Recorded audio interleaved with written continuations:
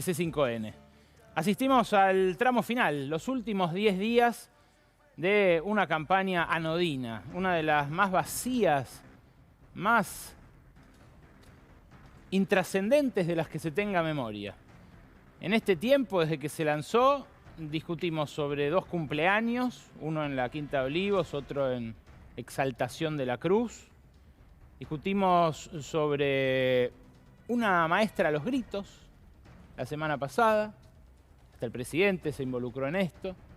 Discutimos sobre, discúlpenme, una rascada de testículos, que también tomó parte de la discusión electoral en el tramo decisivo.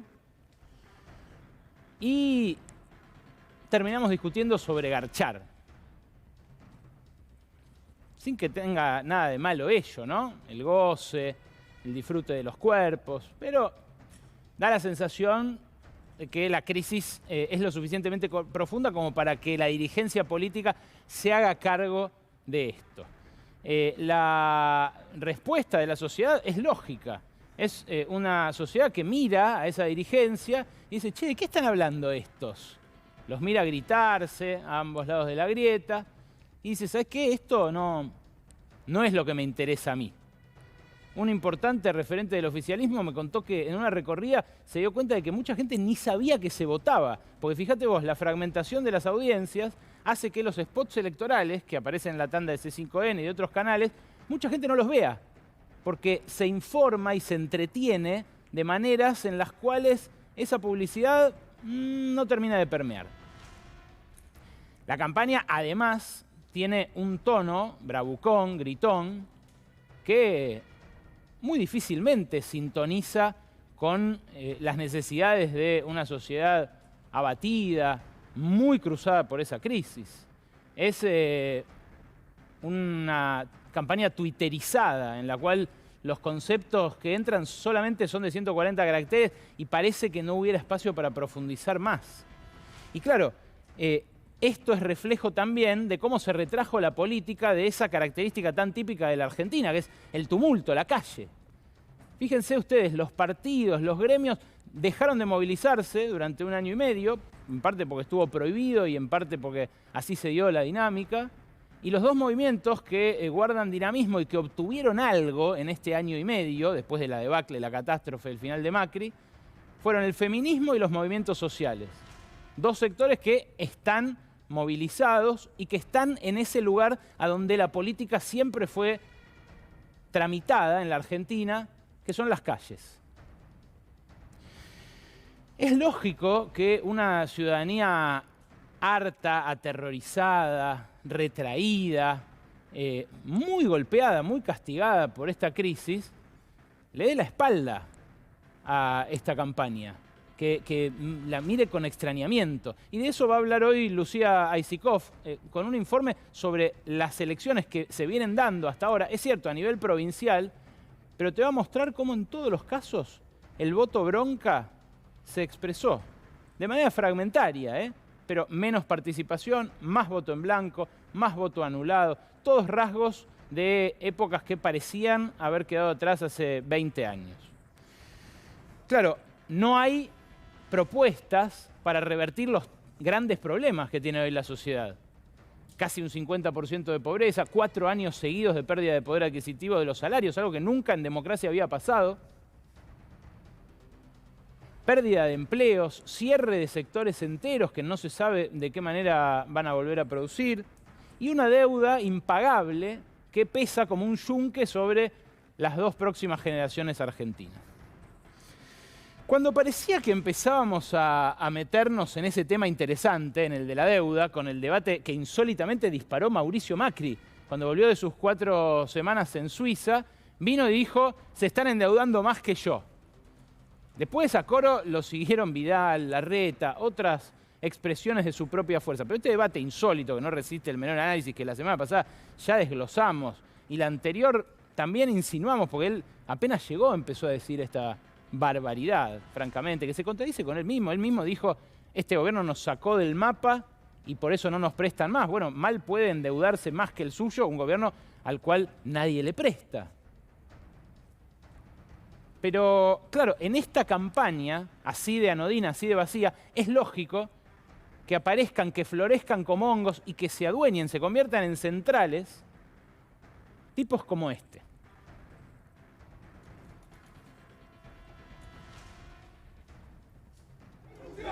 Destrucción, destrucción, destrucción, destrucción, destrucción, destrucción, destrucción, destrucción, destrucción, destrucción, destrucción, destrucción, destrucción. ¡Basta inflación!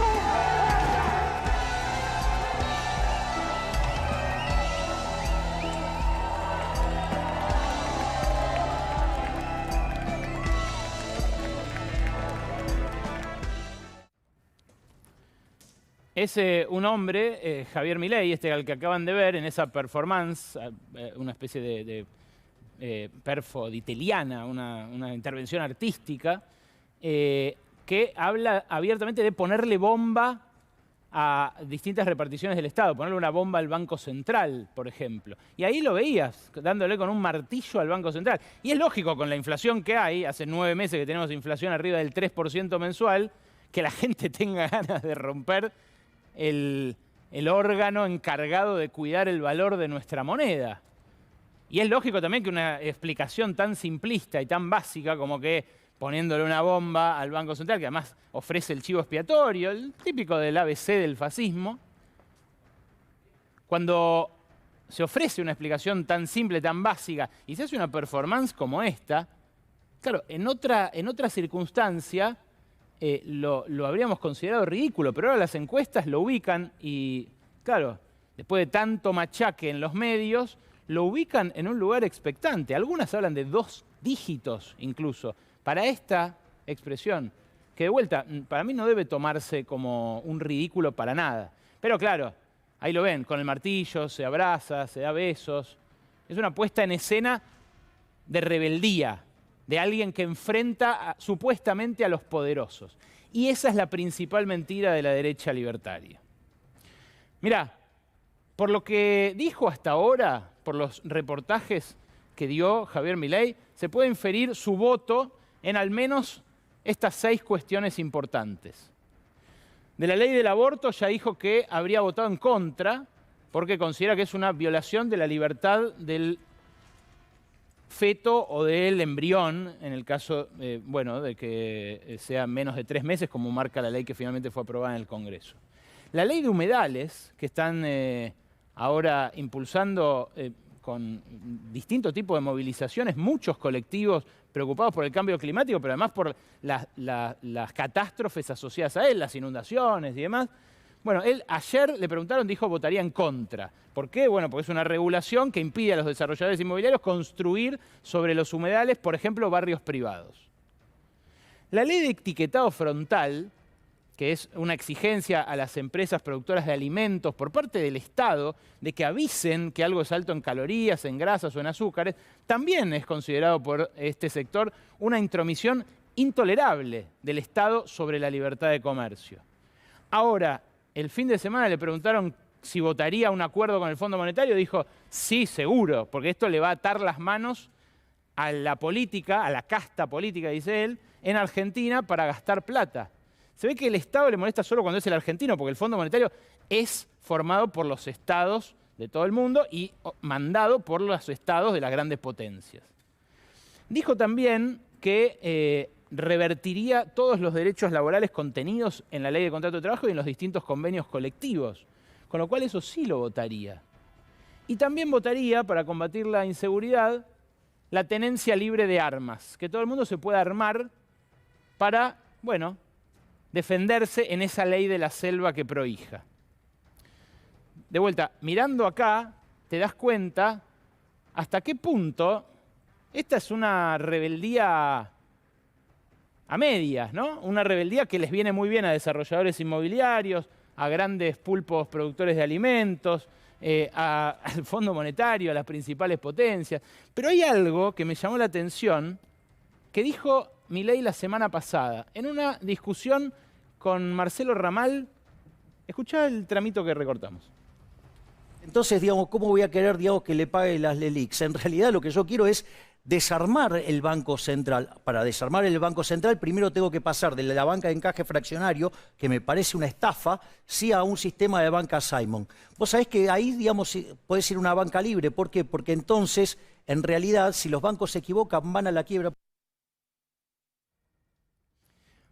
Bueno, es muy interesante esto porque, claro, cuando empieza a escupir conceptos, este tipo de peculiar dirigente, muchas veces escupe conceptos que nadie conoce o fuera de la academia y de un sector muy específico de la academia, que es los ultraconservadores, los monetaristas, pocos conocen.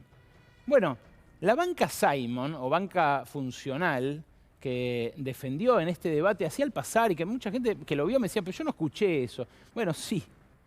Es la banca sin banco central. Y ustedes podrán decir, qué bueno, che. Ahí todos tienen libertad de armar un banco, nadie garantiza los depósitos, claro.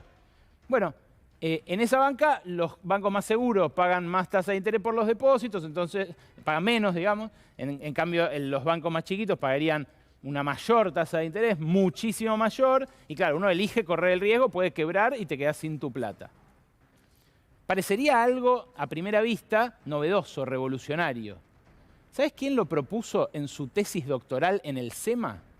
El presidente de la Asociación de Bancos de la Argentina, Javier Bolsico, un hombre que representa los intereses de los banqueros de capital nacional frente, por ejemplo, al gobierno. ¿Es esto un acto de rebeldía? ¿Son rebeldes sin causa o rebeldes con banca los libertarios como Javier Milei? Volvamos a lo importante. En esta campaña lo que tiene que discutirse para el futuro nuestro y de nuestros hijos es la deuda con el Fondo Monetario Internacional. Y eso reapareció el viernes en una entrevista que dio el presidente Alberto Fernández a varios colegas de C5N y de Radio 10 que estaban en el CCK por el Día de la Radio. Escuchá porque el acuerdo, el borrador ya está redactado, pero fíjate lo que dijo Alberto Fernández que ahora habría que discutir. Otro tema es el tema de los plazos, porque semejante... Un acuerdo de facilidades extendidas normalmente tiene un plazo de 10 años, es el plazo máximo que da el fondo. Exactamente, y lo que yo le planteo al fondo es que, producto de la pandemia, producto de una serie de cosas que el mundo quiere encarar, como por ejemplo el cambio climático, debería revisarse ese plazo y debería extenderse ese plazo. Y yo ese debate se lo planteé ya a Kerry, cuando lo vi a él en Italia, a Cristalina Georgieva, cada vez que hablé con ella, y se lo planteé días atrás. Ustedes saben que en Glasgow se hace en noviembre la cumbre mundial sobre medio ambiente. Sí. Y cuando hablamos de la necesidad de ir hacia energías renovables, yo planteé que países endeudados como Argentina, que en vez de darle financiamiento, que en vez de darle dinero, le den tiempo. Y entonces cuando vos ganás tiempo, es dinero que dejás de pagar. Ese dinero déjame que yo lo invierto en energías, en la matriz energética sustentable. Ese es un planteo que yo voy a sostener, y mientras nosotros no tengamos esto acordado, yo no voy a... No estoy apurado por firmar ese acuerdo, porque a mí lo que me apuran por firmar ese acuerdo, lo que quieren es que yo me haga cargo de la deuda de ellos. Claro. Por eso me apuran. Me dicen, no, tenés que firmar, claro, porque de así te legitimo lo que vos hiciste. Bueno, esto es un mensaje muy específico y teledirigido a Washington, que encuentra en el gobierno argentino varios interlocutores con posiciones distintas. Lo que dijo taxativamente Alberto Fernández es que hoy por hoy, en el frente gobernante, lo que prima es la decisión de discutir con el fondo ese límite de 10 años que le señalaba Estefanía, mi colega, que hoy es de 10 años y no hay más. En el gobierno hay 3 alternativas en danza. Una es firmar, así como está, el borrador del acuerdo que yo les conté, tiene una cláusula pari passu que extiende automáticamente de 10 años a 20 o a 30 o lo que sea que apruebe el Fondo Monetario en caso de que el fondo establezca programas de más longitud. De hecho, lo está estudiando el Fondo Monetario y lo podría aprobar el año que viene o el otro. Esa cláusula pari passu lo extendería automáticamente y es lo que ya negoció Sergio Massa con el número 2 de Georgieva en el viaje que hizo en junio. Trajo los últimos avances. La segunda alternativa, que llegó la semana pasada al escritorio de Cristina Fernández de Kirchner, es discutir con el Fondo Monetario un programa a 10 años, pero pagadero desde el momento en el que Argentina recupere el nivel de su economía de 2018, el momento en el que firmó el acuerdo inicial con Christine Lagarde. Claro, de ahí fue todo barranca abajo. Fue todo la gran catástrofe de la segunda mitad del gobierno de Macri. ¿Serviría esto para estirar a los 15 años que viene diciendo desde el principio el kirchnerismo que por lo menos hacen falta para hacer sostenible la deuda? Bueno, Martín Guzmán cree que es imposible y ya se lo transmitió internamente al presidente, a todo el gabinete económico. No se puede más que los 10 años que da el fondo. Pero esta discusión, repito, está abierta y por lo que dijo el presidente, está bien abierta. La tercera alternativa es entrar en atrasos directamente y esperar, como dijo Alberto Fernández, a ver si el Fondo Monetario se hace cargo de su cuota de responsabilidad. Pero en este contexto es donde Macri viene, se reintegra, se incorpora a la campaña y ahora dice que el problema que tuvo es que fue demasiado bueno. Escúchalo.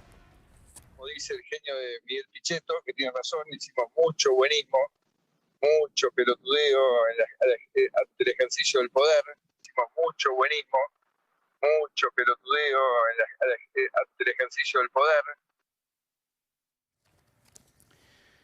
Esa palabra buenismo, que mucha gente la descubrió ahora con lo que dijo Macri, ayer desarrolló Miguel Pichetto en una extensa y muy cordial entrevista que tuvo por televisión a la noche, desarrolló este concepto del buenismo. Él dice que hay buenismo de un lado y pobrismo del otro, que los buenistas fueron Marcos Peña, bueno, los que acompañaban más cercanos a Macri, Durán Barba y demás, y que lo que hay que hacer es como, bueno, como dice recién Macri, ir directamente a los bifes. Ahora, esta expresión, el buenismo, ya viene de otro país muy utilizada, y es España. En España el que la usa todo el tiempo es Santiago Abascal, el referente de Vox. Me estuve ayer y hoy viendo muchas sesiones de las Cortes Españolas donde habla Abascal, y créanme, el debate parlamentario argentino, si ya es bastante pobre, puede empobrecerse mucho más después de estas elecciones. Esta ultraderecha, que en España se viene expresando hace mucho tiempo, con esta expresión, la del buenismo, le dice a Abascal que son buenistas a los del PP, a los conservadores de Aznar, digamos, la típica derecha española. Bueno, esta ultraderecha acá en la Argentina tiene sobrecogido a todo el mundo. Macri, que dice comparte valores con Milei, Vidal, que dice que no le molestaría perder con él, Tetaz, economista de la lista de Vidal también, que dice es muy inteligente como economista. El PRO solía contener estas expresiones ultraconservadoras que en otros países, como en España, como en Estados Unidos, formaron partidos aparte y apuntalaron la llegada en Estados Unidos, por ejemplo, de Donald Trump. Alguien a quien Milei reivindica de pe a pa. Ahora, para hacerlo acá, se están apropiando de dos conceptos que a quienes los sentimos propios nos duele mucho. La libertad y la rebeldía son dos ideas por las cuales murió mucha gente que quería cambiar el país y el mundo para bien. Hoy son estos dos conceptos los que se apropian los neoconservadores, que además expresan muy peligrosamente ideas de odio y de segregación que en otras latitudes ya salieron del closet, ya están puestas de manifiesto. Acá la forma que encontró esa derecha neoconservadora es la de un economista con peinado raro, muy vistoso y que de repente propone poner bombas en lugares o martillar maquetas de edificios públicos. Bueno, su rebeldía, como vimos, es relativa frente al verdadero poder. Y la libertad que propone es una libertad que describía muy bien un cura agitador que daba misa en Notre Dame, Y que daba misa no solo para religiosos, también lo escuchaban Víctor Hugo, Balzac, Tocqueville. Es un agitador que se llamaba Henri de la Cordière.